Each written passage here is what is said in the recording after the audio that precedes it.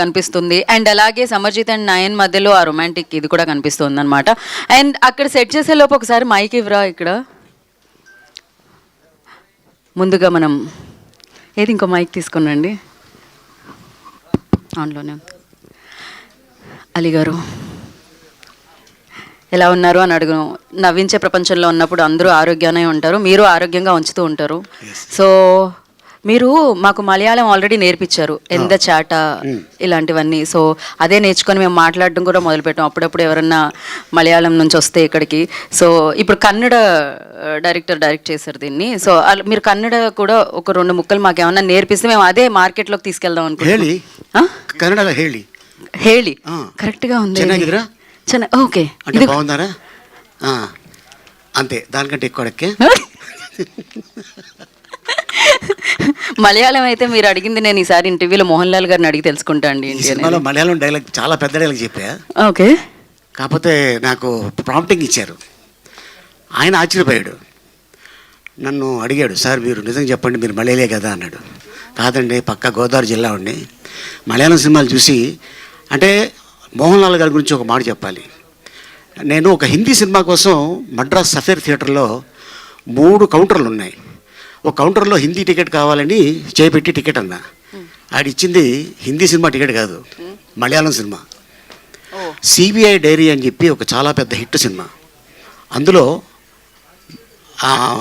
మన మోహన్ లాల్ గారు మమ్ముట్టి గారు ఇద్దరు కాంబినేషన్. ఫస్ట్ టైం చూసి ఈయన తాగుబోతు సీన్ చేస్తారు దాంట్లో ట్రైన్లో.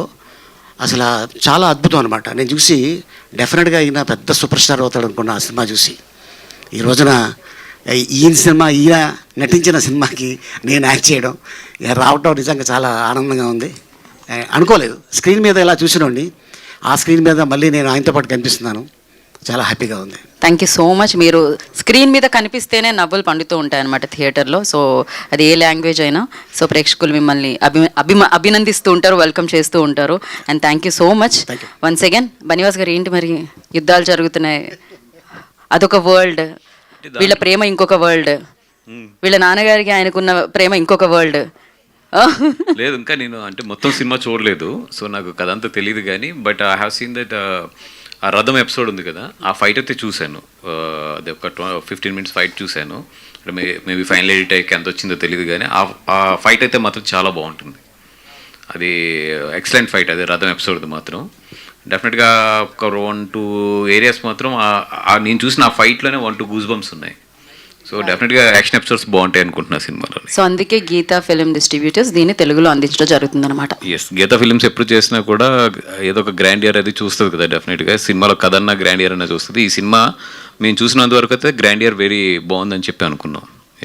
అది కనిపిస్తుంది సార్, మామూలుగా కాదు. అండ్ శామ్ సిఎస్ గారి మ్యూజిక్లో ఇంకా వినపడుతుంది కూడా బాగా.